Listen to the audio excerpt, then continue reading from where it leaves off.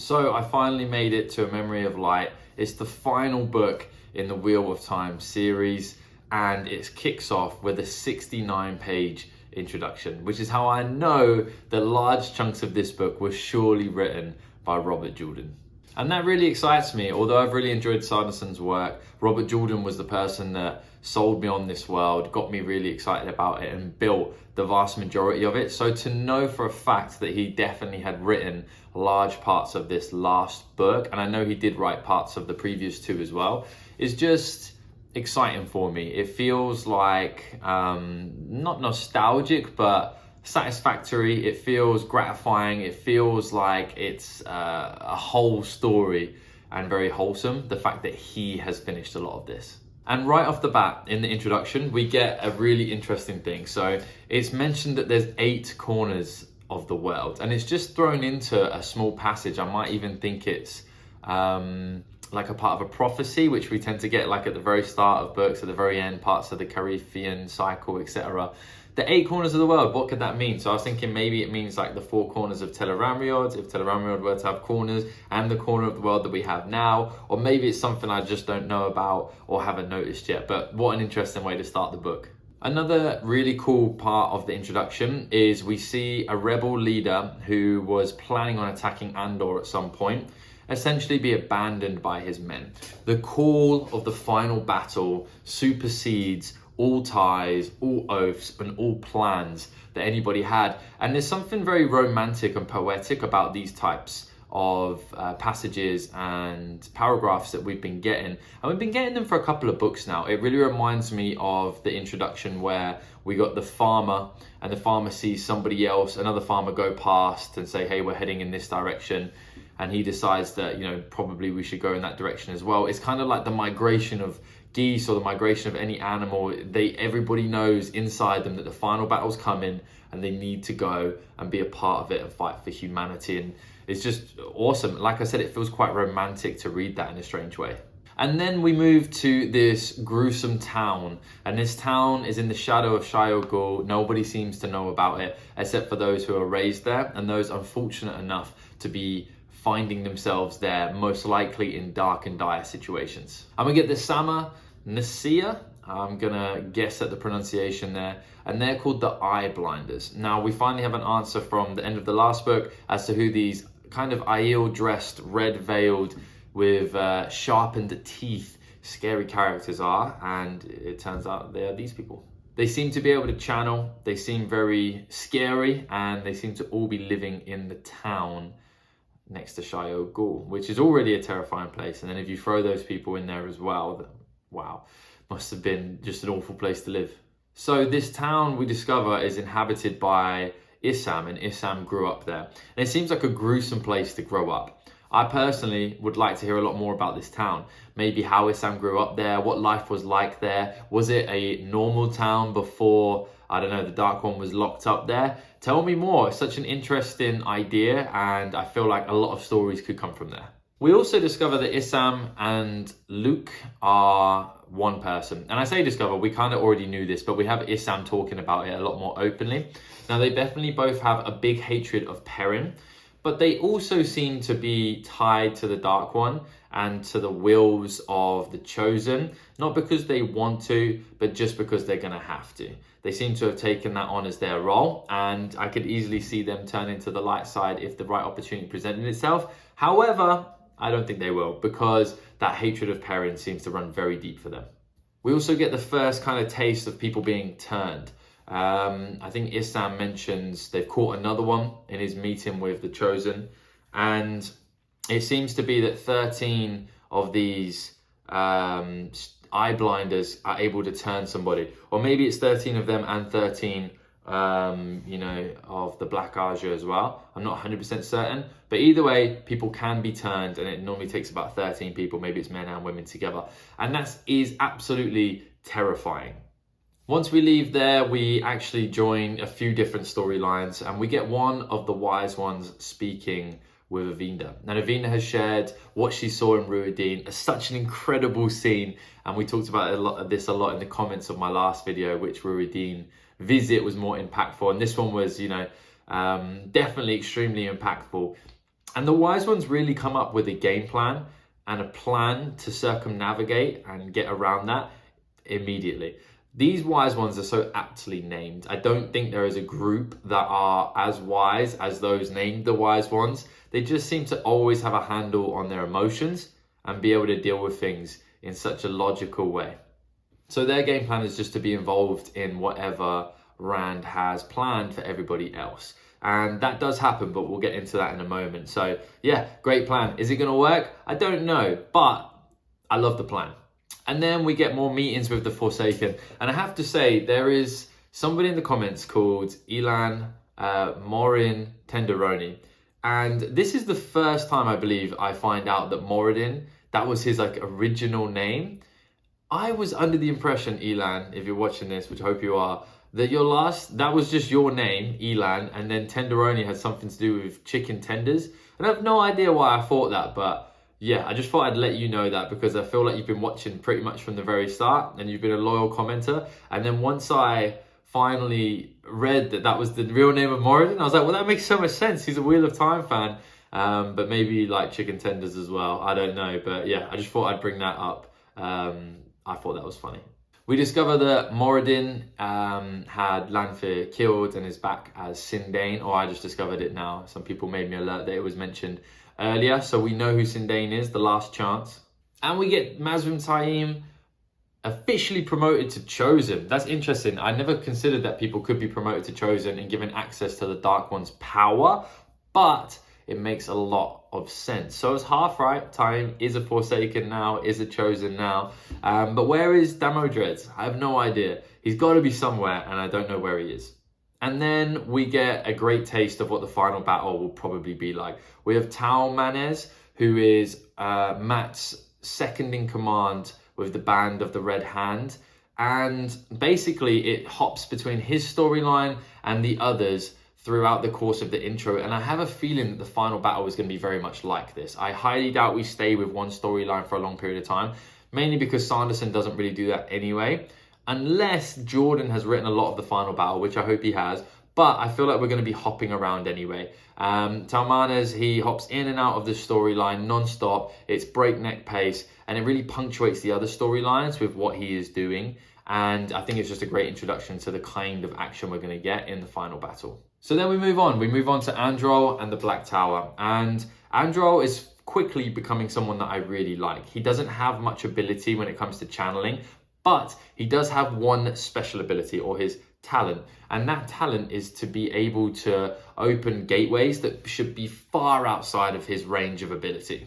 And in my last video, or the one before, I had mentioned that I feel like gateways could be used so much more effectively in war. And I feel like Androl is going to be the one who discovers this. Maybe you could open it in the ocean, or maybe you could open, I don't know, a gateway flat, horizontally. I just feel like he's going to find some kind of solution where he is able to kill a lot. Maybe, as someone suggested, you could just open it in the floor and they could just drop into space somewhere. You could open the second gateway up high. I don't know. This is me just throwing out ideas. But the one where you open it in the sea, I feel like that makes a lot of sense. That would, or maybe in like a volcano or something, but you'd obviously have to know the volcano. So the sea seems more likely. But now I'm rambling. I feel like what's going to happen is he ends up bonding Pavara, and Pavara ends up bonding him as well, which is interesting. I don't think we've seen that before.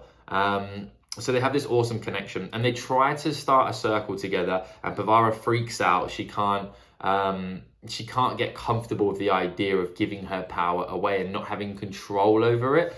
But this relationship that we're seeing blossom between these two is genuinely the best relationship building that we've seen in the entire series. It's like a proper building of a relationship where they're slowly coming to admire each other and accept each other's faults and come round to how each other see things without bickering endlessly. And obviously that double bond accelerates that a lot. And maybe Sanderson wrote a lot of this, I don't know. But yeah, this is definitely the best relationship building we've seen. So what it appears to be set up to be is they will form a bond, a circle again, between them. Pavara will relax and allow him to take charge. And with that extra power, he'll be able to build a gateway so huge that he'll have some kind of really cool thing to do with it. That's my guess there. It seems like that's what the storyline is pointing towards. And we're at the moment right now where they've been caught, they've been captured, they found Logain, but they've been captured, and basically they're watching those 13 individuals try and turn everybody right now. So that's my guess, that's my prediction moving forwards for that storyline. So then let's talk about Rand. So Rand wants something more permanent for the Dark One. And what that means is, and he's come out right and said this, is that he's going to try and kill the Dark One. I don't know if he's going to be able to do that. Number one, I don't know how he would do that. I would guess it's something to do with quelling or destroying the source, the Dark One's power source. But I just have no idea how you would do that. It's clear that some kind of sword's going to be involved. It's more likely than not Kalandor. But yeah, I don't know. Balance is such an important thing in this world. And obviously the Dark One is terrible, but I feel like there needs to be some kind of balance in this world. So not sure how that's going to work. Which is obviously exciting because I'm glad I don't know how it's going to work. I really don't have much of a clue as to what Rand's going to do before he does it. And that's a bit of a theme throughout the course of the entire series. It's not predictable, which is great. My final thought on the Dark One and Rand is the creator able to take a physical form? Or is the creator simply the pattern itself? Now, obviously that's not clear. It's a bit of like a kind of like a God question, isn't it? But for this world. So I was wondering, like, if the creator is able to take a physical form, is that something that will occur? I highly doubt it, but just the thought that I was thinking, so I thought I'd fling it out there. And we get a really interesting interaction between Rand and Moradin on Moradin's dream shard.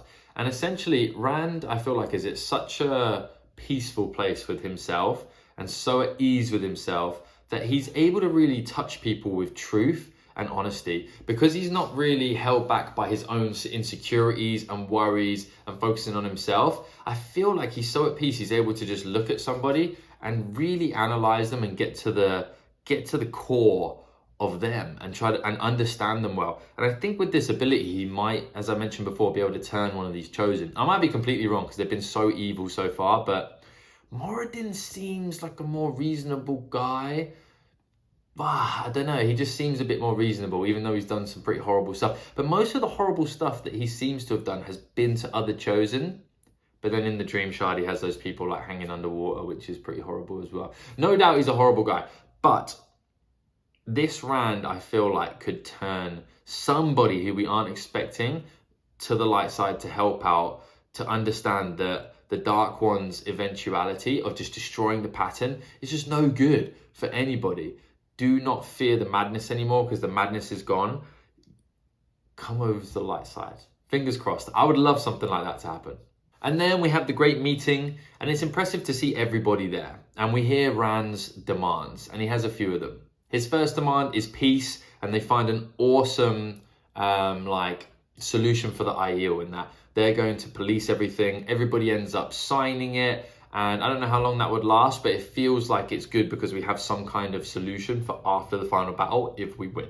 And then, of course, he demands to break the seals, and Moiraine steps in out of nowhere and she runs the show. She completely runs the show after obviously being gone for a while. And I feel like some of her answers probably came from her time with the Finn. Maybe she was able to get some insight or some answers based on what she asked for, because she really comes in and just drops wisdom on everybody. And she gives the seals to Egwene.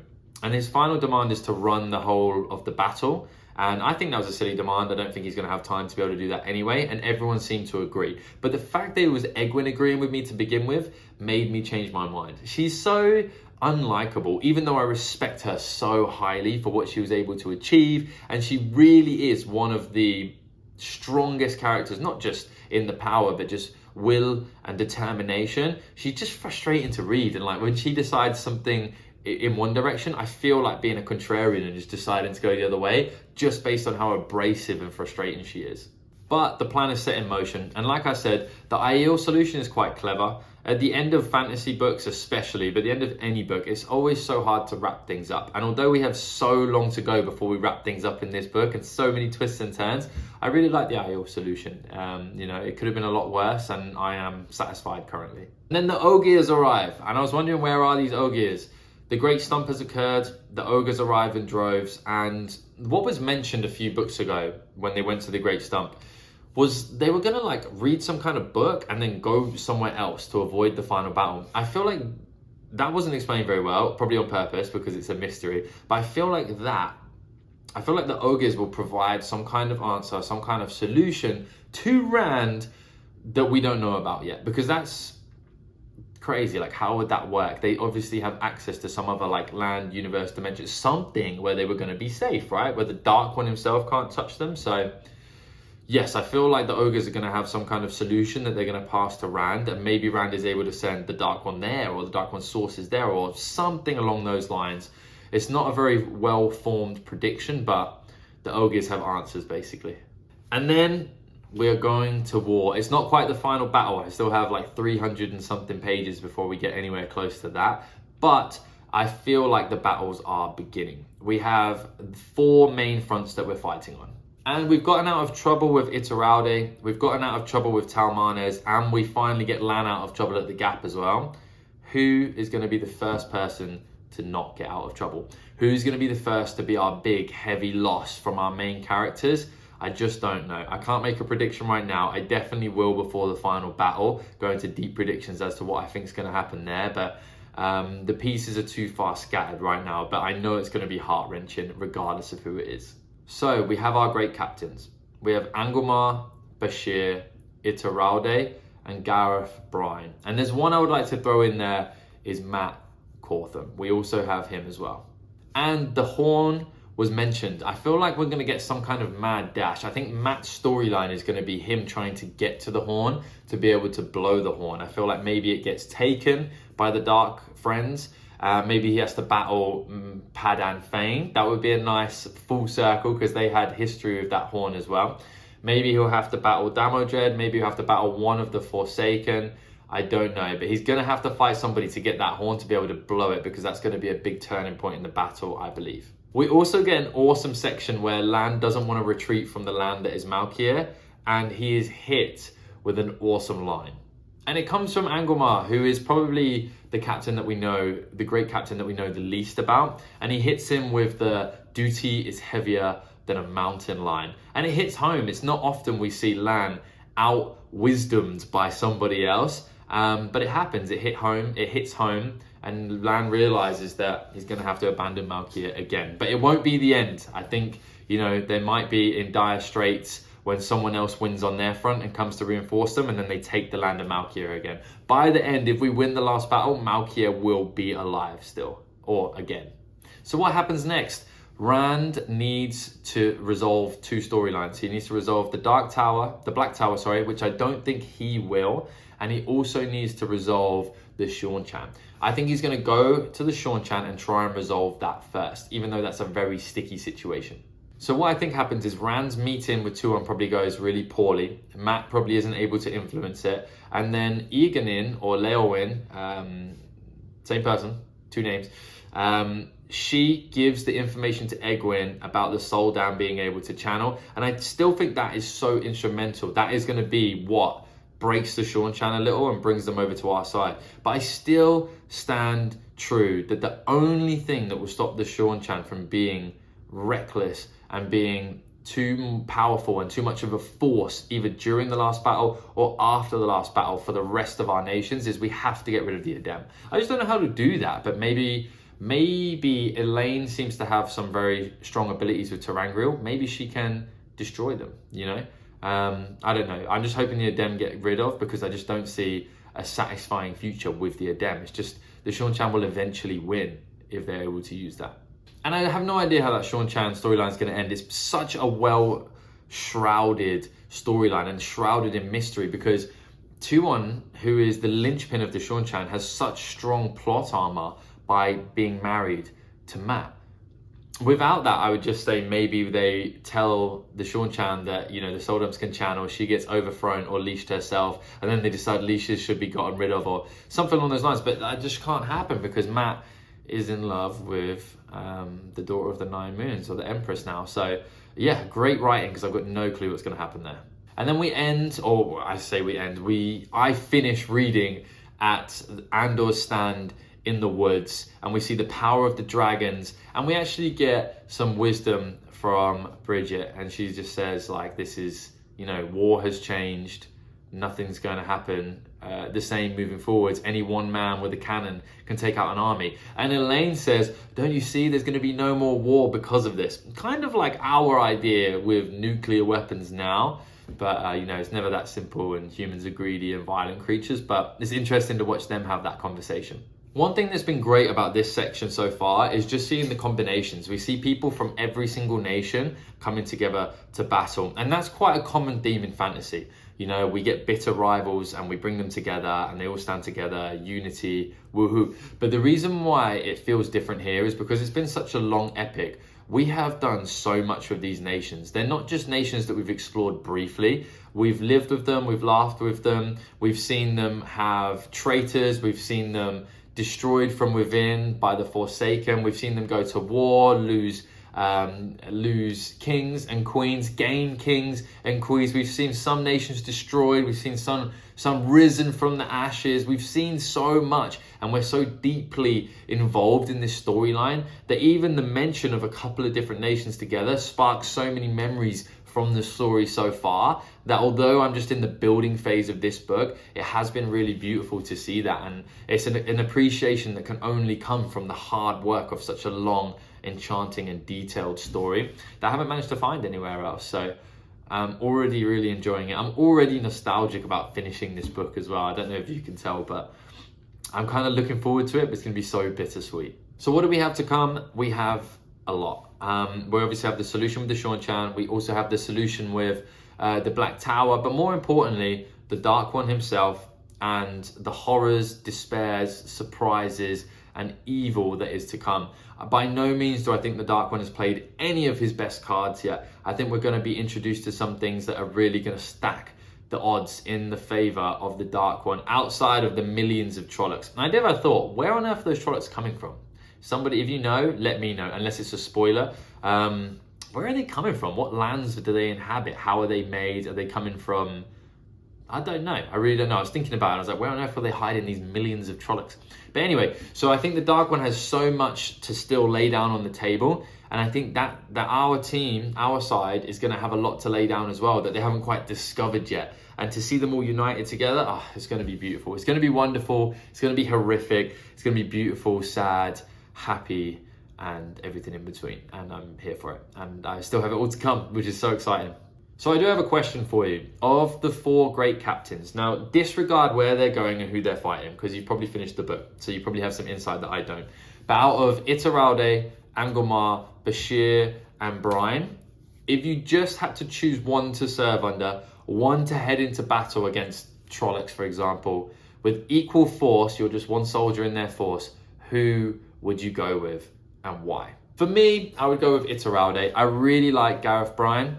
But Iturralde, from what I've seen so far, just seems like such a top-notch general, willing to do whatever it takes to get the win. And that's obviously the type of person that I want to fight underneath.